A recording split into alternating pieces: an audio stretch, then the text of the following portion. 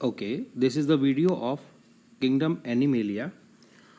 और इसमें हम एनिमल किंगडम के बारे में पढ़ेंगे कि एनिमल किंगडम में जो मल्टी सेलुलर ऑर्गेनिज्म होते हैं उनमें क्या क्या डाइवर्सिटी पाई जाती है। तो डाइवर्सिटी के बेसिस पे इसको हमने कुछ फाइलम्स में डिवाइड किया है। ये आप याद रखना, डिवीज़न प्लांट्स के लिए यूज़ होता है और फाइलम एनिमल्स के लिए। तो हम यहाँ पर कुछ चीज़ों को ध्यान में रखेंगे, जैसे कि पहला फाइलम आएगा पोरीफेरा। ये फर्स्ट फाइलम है पोरीफेरा। अब इसका नाम पोरीफेरा क्यों पड़ा? क्योंकि इसकी बॉडी में पोर्स पाए जाते हैं। देखिए ये पोर्स पोर्स क्या होते हैं कि इनकी जो बॉडी है, जैसे ये आपको दिख रहा है, अगर मैं इसको यूँ समझाऊँ कि ऐसा ये देखने में है। अब इसमें यहाँ पर छोटे छोटे से बॉडी के सरफेस में टाइनी होल्स पाए जाते हैं। यहाँ पर भी देखने को मिलेंगे आपको ऐसे। और इन टाइनी होल्स की मदद से वाटर, फूड इनके अंदर आता है और यहाँ से ये फूड बाहर निकलता है। तो इन टाइनी होल्स को हमने कहा है ऑस्टिया। और जहाँ से ये वाटर बाहर निकलता है इसको हम बोलते हैं ऑस्क्यूलम। यहाँ से फूड बाहर निकलता है या वेस्ट बाहर निकलता है, सब चीज़ें। और जो बॉडी की सेल्स होती हैं, ये सारी की सारी बॉडी की सेल्स हैं।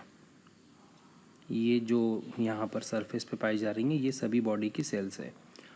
तो इस सिस्टम को, यानी कि वाटर के अंदर आने को, वाटर फूड के अंदर आने को और ऐसे यहाँ से बाहर निकलने को हम बोलते हैं कैनाल सिस्टम।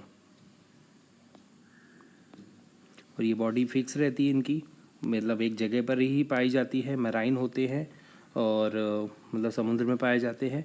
कुछ दो तीन बातें और भी हैं, हम वन बाय वन पढ़ेंगे कि these are non motile animal which attach to the some solid support. ये समझ में आ गई होगी बात आपको।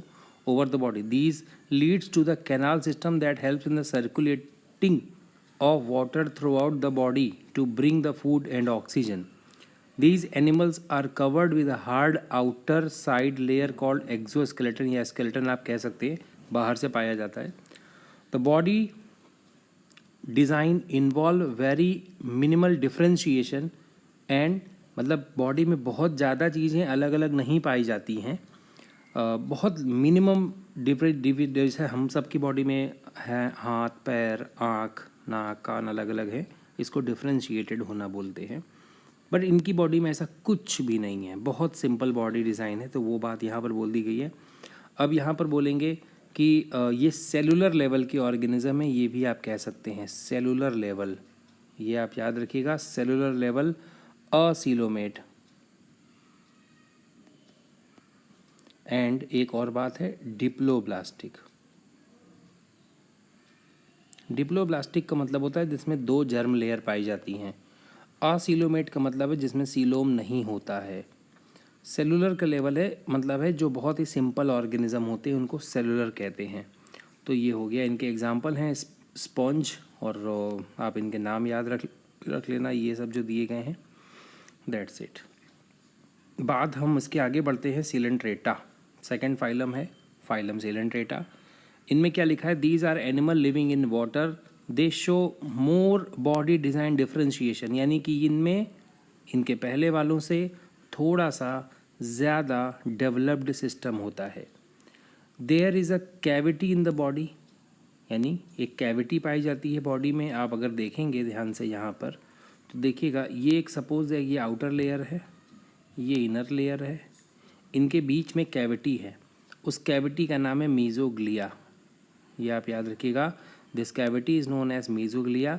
नंबर वन आउटर लेयर हो गई एपिडर्मिस, अंदर की लेयर हो गई गैस्ट्रोडर्मिस, ये अंदर की लेयर हो गई सेकंड वाली। बीच की जो कैविटी है इसको बोलते हैं मीजोग्लिया। और एक सेंट्रल कैविटी होती है जो बीच में यहाँ पर होती है, ये बीचों बीच में होती है, इसको बोलते हैं गैस्ट्रोवैस्कुलर कैविटी। ये कैविटी में क्या होता है कि माउथ के मदद से फूड अंदर आता है।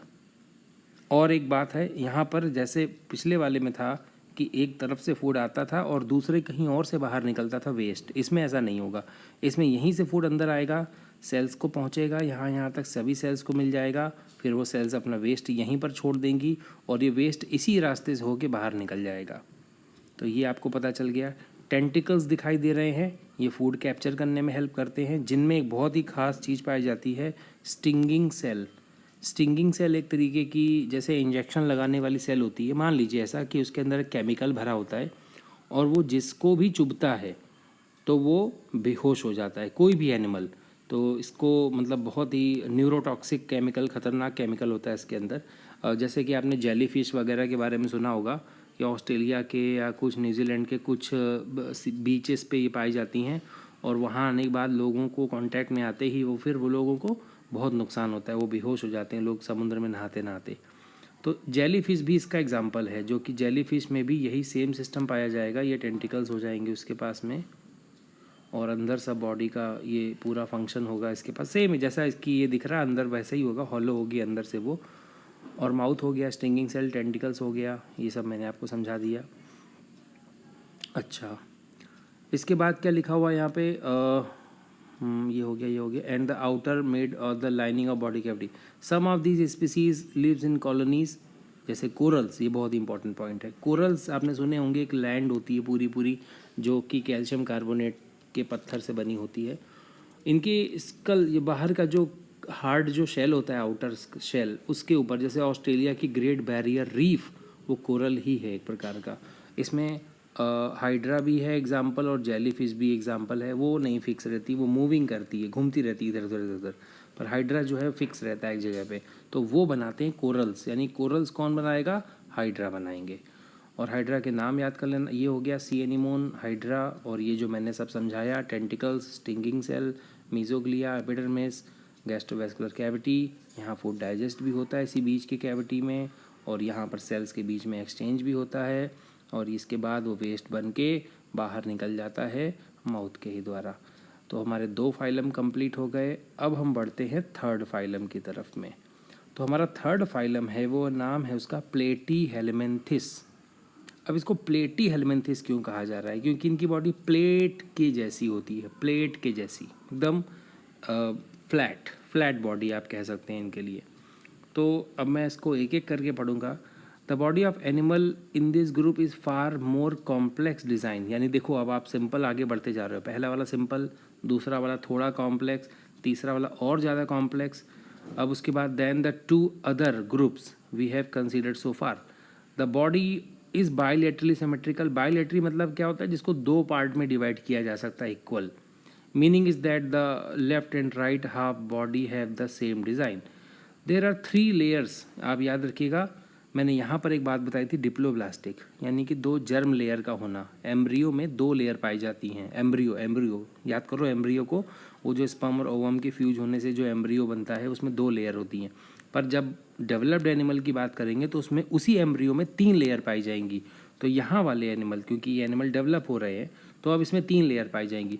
देर are 3 layer of cells from which the differentiated tissue can be made, which is why such animals are called triploblastic। तो ये वाले थे डिप्लोब्लास्टिक, यानी कि पहला वाला, दूसरा वाला डिप्लोब्लास्टिक थे, तीसरा वाला ट्रिप्लोब्लास्टिक है।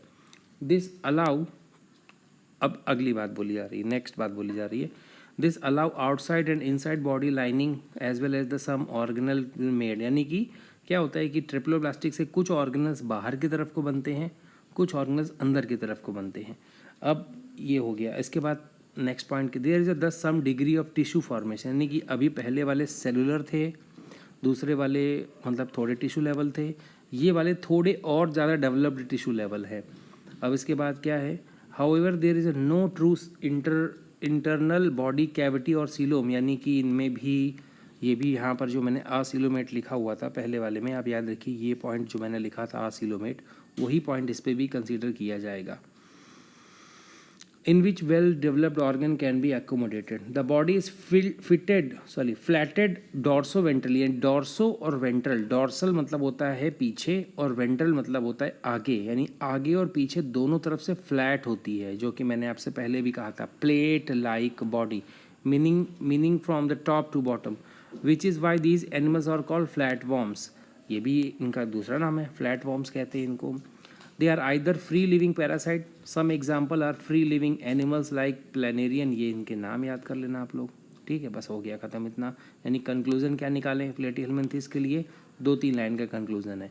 मैं यहाँ पर आपको अंडरलाइन कर दे रहा हूँ, उनको याद कर लेना। जैसे ये ट्रिप्लोब्लास्टिक याद कर लेना, फ्लैट बॉडी याद कर लेना, थोड़े डेवलप्ड होते हैं टिश्यू लेवल में वो याद कर लेना, टिश्यू लेवल थोड़ा और डेवलप हो गया इनके अंदर ये याद कर लेना। और ये पैरासाइट होते हैं मोस्टली, ये भी याद रखना कि ये पैरासाइट होते हैं। और ये फ्लैट बॉडी होते हैं। बस इतना बार बार बोल रहा हूँ मैं, फ्लैट बॉडी एनिमल्स, बस ये बात याद रखना। तो तीसरा फाइलम। अच्छा, अब डायग्राम ज़रूर याद करना है इसका, कोई भी एक डायग्राम पूरी तरीके से। जैसे कि शक्कर क्या होते हैं, शक करने के लिए काम में आते हैं। स्कॉलेक्स, ये ऊपर का पार्ट होता है, उसको स्कॉलेक्स बोलते हैं। जैसे हमारी नेक के ऊपर का पार्ट हेड है, ऐसे इनके ऊपर का पार्ट स्कॉलेक्स है। नेक है ये, है ना, नेक के ऊपर का पार्ट होता है स्कॉलेक्स।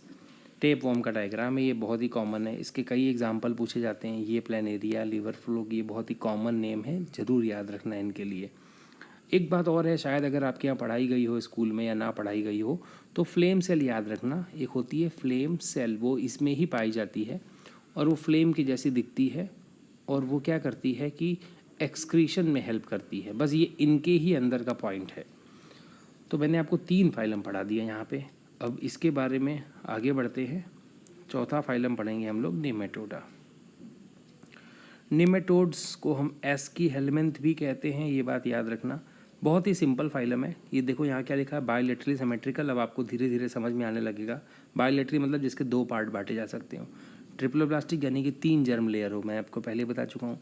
बॉडी कैसी होगी, सिलेंड्रिकल होगी। देखो ये एकदम ऐसे गोल गोल सी आपको बॉडी दिख रही है, छूने में आपको गोल गोल सी लगेगी, तो इसको सिलेंड्रिकल बॉडी कहते हैं।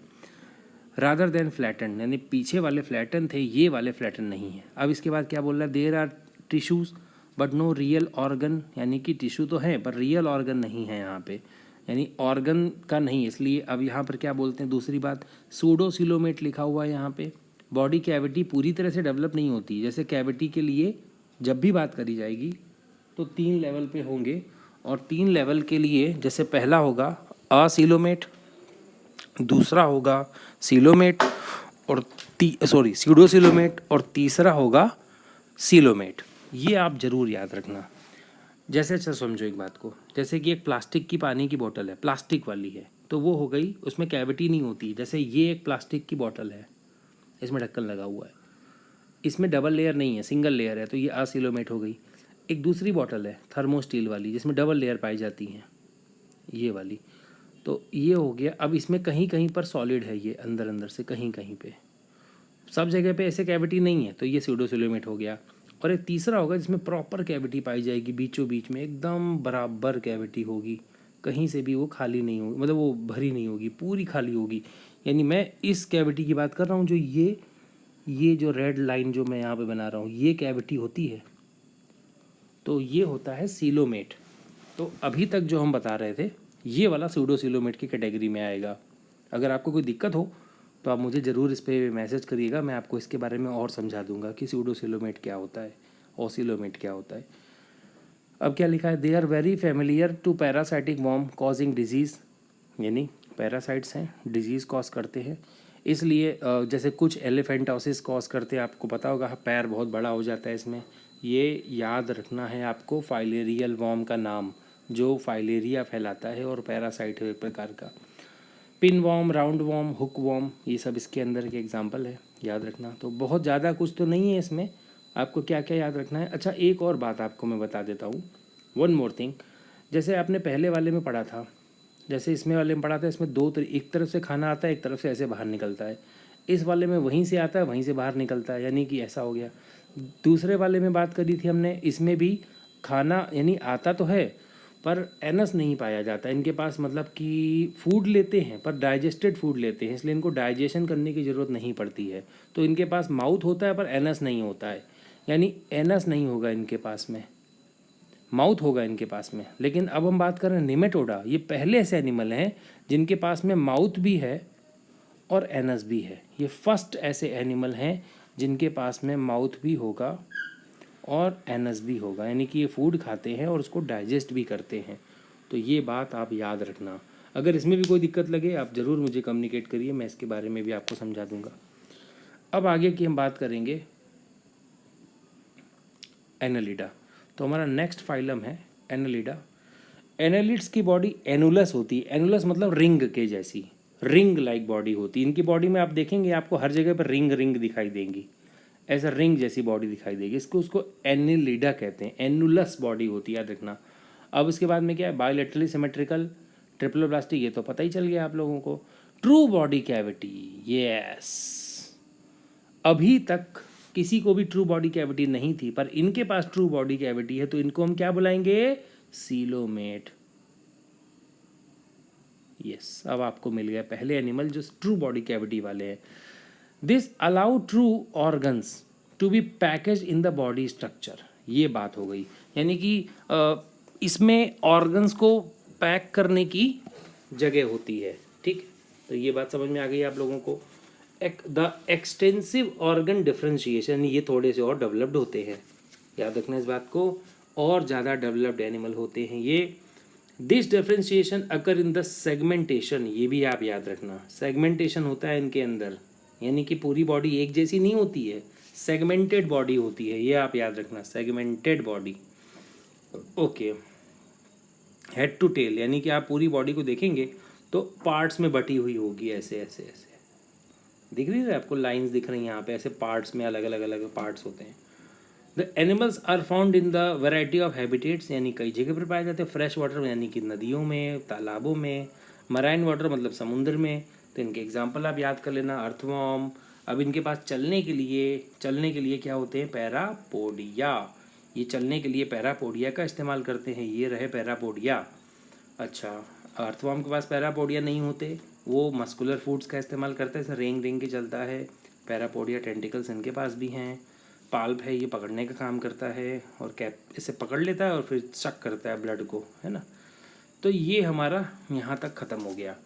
अब आता है अगली हेडिंग, बहुत ही इम्पॉर्टेंट है फाइलम ये वाला, इसका नाम है आर्थ्रोपोडा। आर्थ्रोपोडा, आर्थ्रोपोडा क्या करता है, आर्थ्रोस मीन्स जॉइंटेड, पोडा मीन्स लेग।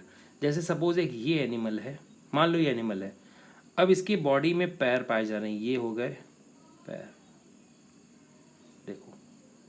तो ये कहाँ से जॉइंटेड है, बॉडी से ही जॉइंटेड है ना, रेड वाली बॉडी है, मान लो ब्लू वाले पैर है, तो ये बॉडी से जॉइंटेड है ना, तो इस वजह से इनको हम लोग बोलते हैं आर्थ्रोपोडा, जॉइंटेड लेग। ये बात बहुत ही इंपॉर्टेंट है। The probably the largest group of animal, सबसे ज़्यादा एनिमल्स इसमें हैं, मोर देन 70 से 80% जो एनिमल हैं इस पूरी दुनिया में, वो सब आर्थ्रोपोडा वाले ही हैं। कीट पतंगे कहते हैं इनको सबको। सेगमेंटेड, सिमेट्रिकल मतलब क्या है, बायोलेटरी सिमेट्रिकल एंड सेगमेंटेड, ये भी सेगमेंटेड होते हैं। There is a open circulatory system, very most important point. अच्छा, आपके घर में जो टंकी में पानी, जैसे टैप से पानी आता है, तो वो पाइप लाइन के द्वारा आता है, ये हो गया क्लोज सर्कुलेटरी सिस्टम। लेकिन अगर ब्लड या कोई पाइप, या जैसे पानी का पाइप है ओपन खुले में, ऐसे मतलब ऐसे तुमने दीवार में छेद कर दिया है, ड्रिल कर दिया है, और उसमें पानी बहा रहे हो, पाइप में नहीं बहा रहे हो, केवल दीवार में ही छेद कर दिया और पानी फ्लो हो रहा है उसमें, तो वो क्या हो गया, ओपन सर्कुलेटरी सिस्टम। ये बात याद रखना।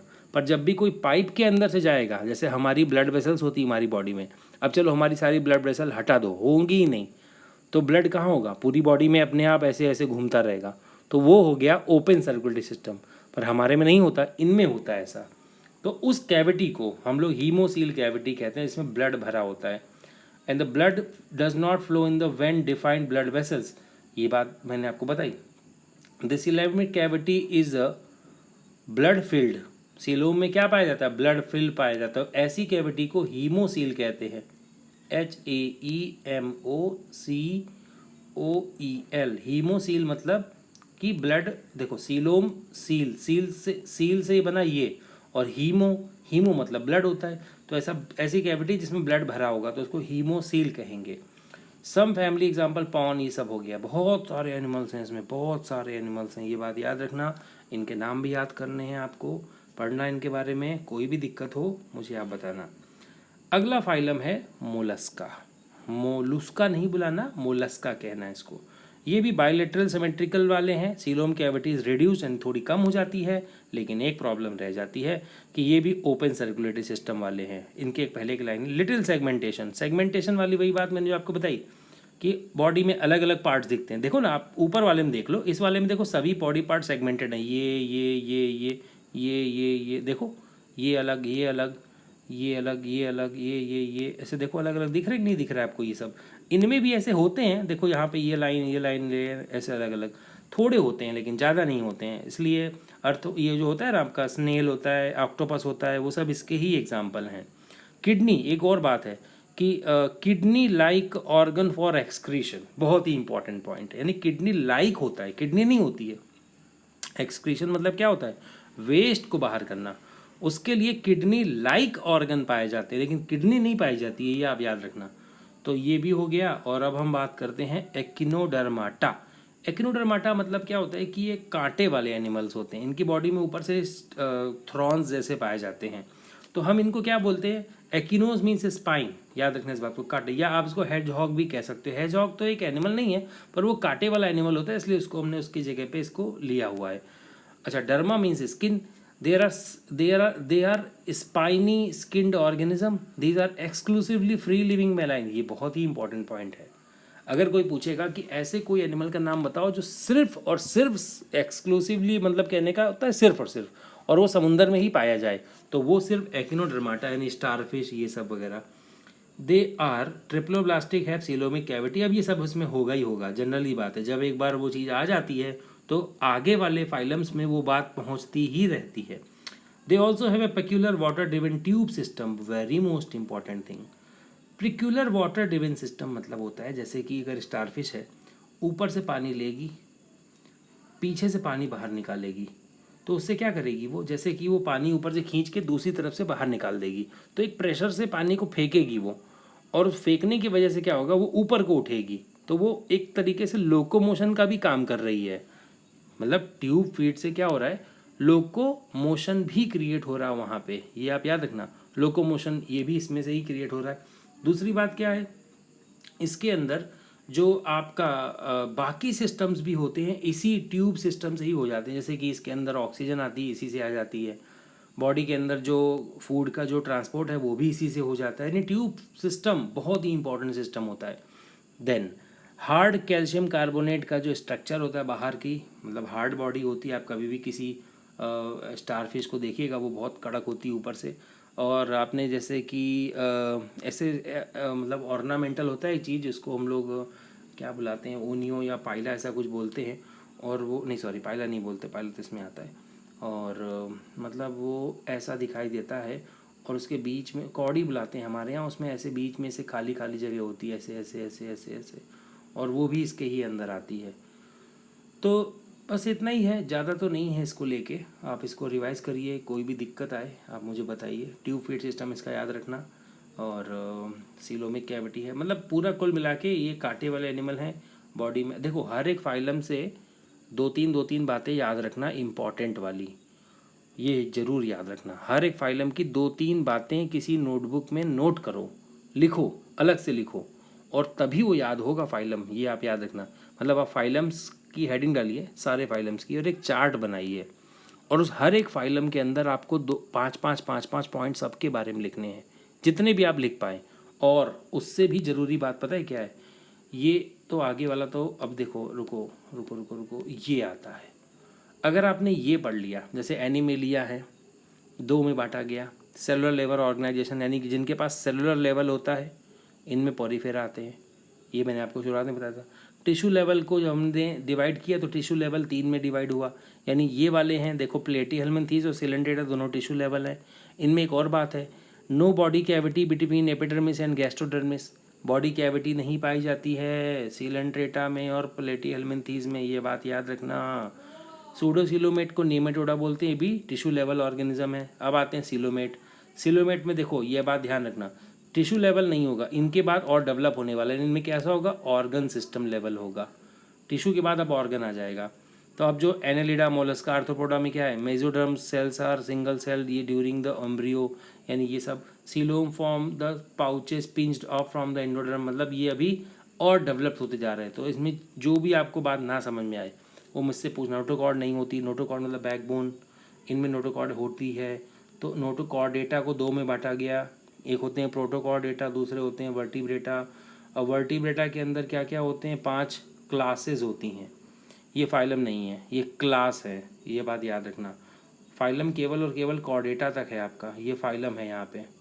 इसके बाद ये सब फाइलम है, ये भी आप याद रखना। इसके बाद जो आता है ये यानी प्रोटोकॉर्डेटा और वर्टिब्रेटा से सब फाइलम। उसके बाद जो आते हैं ये सब के सब क्लासेस हैं, ये आप याद रखना। क्लास जो हमने पढ़ाया था हायरार्की ऑफ क्लासिफिकेशन में, किंगडम, फाइलम, क्लास, तो ये क्लास के कैटेगरी में आता है। ये भी आपको याद करना है। और आपने ये पूरा कर लिया और लिख भी लिया है कहीं पे, आप इसको ज़्यादा ही टाइम लगेगा, 15-20 मिनट में आप सारे फाइलम जो भी मैंने रिवाइज कराए उनके बारे में आप लिखिए। कोई भी दिक्कत आए मुझे ज़रूर बताइए, अच्छे से तैयारी करिए। ओके।